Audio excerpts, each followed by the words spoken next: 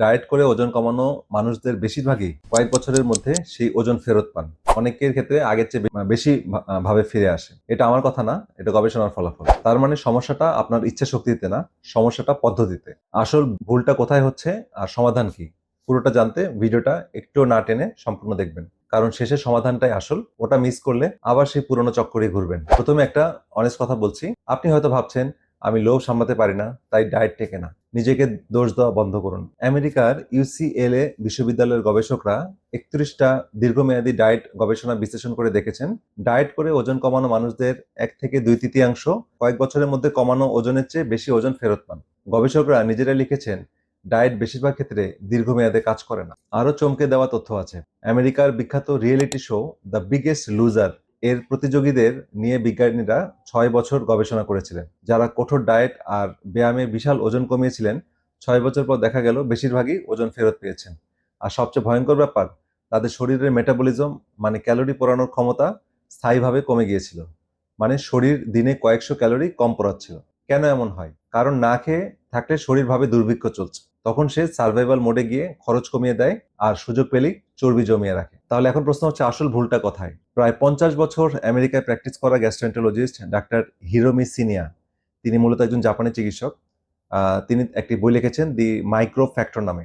এই বইতে তিনি এই পয়েন্টগুলো খুব সুন্দর করে তুলে ধরেছেন। তার মতে বেশিরভাগ ডায়েটের সবচেয়ে বড় ভুল হলো এগুলো শুধু ক্যালোরি হিসাব করে, কিন্তু অন্ত্রের স্বাস্থ্যের কথা ভাবেই না। অথচ ওজন, হজম, ক্ষুধা, এমনকি মেজাজ পর্যন্ত নিয়ন্ত্রণ করে আপনার অন্ত্র আর ভেতরে থাকা 100 ট্রিলিয়ন ব্যাকটেরিয়া। তিনি লো কার্ব ডায়েটের সমালোচনা করে বলেছেন, শুধু ভাত রুটি বাদ দিয়ে মাংস খেয়ে ওজন কমালে সাময়িক রেজাল্ট আসতে পারে, কিন্তু অন্ত্রের পরিবেশ নষ্ট হয়। আর যে ডায়েটে অন্ত্র নষ্ট করে তা কখনোই টেকসই স্বাস্থ্য দিতে পারে না। আর না খেয়ে থাকা ক্র্যাশ ডায়েটের সম্পর্কে তার কথা হলো, এটা শরীরের ওপর অপ্রাকৃতিক স্ট্রেস তৈরি করে, যা উল্টো হরমোনের ভারসাম্য নষ্ট করে মোটা হওয়ার রাস্তায় খুলে দেয়। মজার ব্যাপার হলো, আধুনিক গবেষণা দেখাচ্ছে মোটা আর চিকন মানুষের অন্ত্রের ব্যাকটেরিয়ার মধ্যে পার্থক্য আছে। মানে ওজনের খেলায় আপনার পেটের ব্যাকটেরিয়াও কিন্তু একটা বড় খেলোয়াড়। 1 মিনিট, যদি মনে হয় এতদিন ভুল রাস্তায় হেঁটেছেন, তাহলে এই পেজটা এখনই ফলো করে রাখুন। আর ইউটিউবে দেখে থাকলে চ্যানেলটা সাবস্ক্রাইব করুন। কারণ ডায়েট ইন্ডাস্ট্রি আপনাকে যা বলে না, সেই কথাগুলি আমরা গবেষণা ঘেটে নিয়ে আসছি। তো এবার চলুন আসল সমাধান, যেটার জন্য পুরো ভিডিওটা দেখছেন।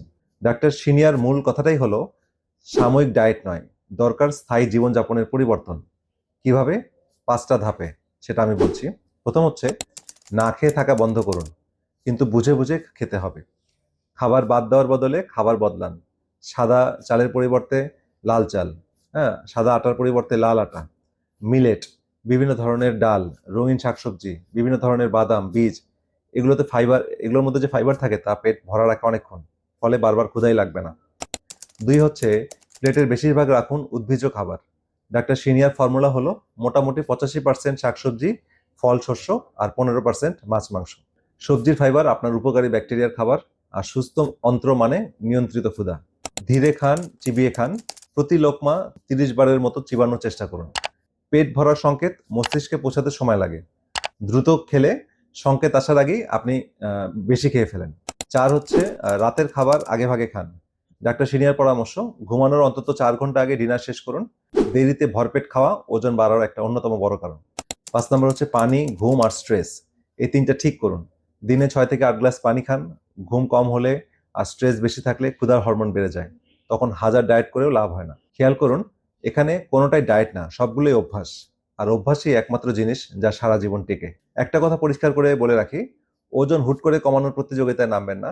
মাসে 2 থেকে 4 কেজি নয়, ধীরে ধীরে কমানোই স্বাস্থ্যকর ও স্থায়ী। আর যদি আপনার ডায়াবেটিস, থাইরয়েড, কিডনি বা হার্টের সমস্যা থাকে, কিংবা অনেক চেষ্টার পরেও ওজন না কমে, তাহলে ইউটিউব, ফেসবুক দেখে নয়, একজন ডাক্তার বা পুষ্টিবিদের পরামর্শ নিয়ে পরিকল্পনা করুন।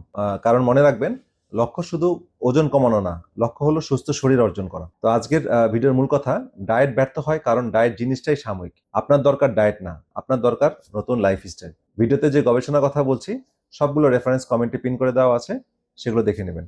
আর এই ভিডিও শেয়ার করুন আপনার বন্ধু বান্ধব, পাড়া প্রতিবেশী, আত্মীয় স্বজনের মাঝে, যারা প্রতি মাসে নতুন ডায়েট শুরু করে আর 15 দিন পর ছেড়ে দেয়। কমেন্টে জানান আপনি এখন পর্যন্ত কয়টা ডায়েট ট্রাই করেছেন। সংখ্যাটা লিখুন, দেখি কার রেকর্ড সবচেয়ে বেশি। ভালো থাকুন, অভ্যাস বদলান, ওজন এমনিতেই বদলাবে। আল্লাহ হাফেজ।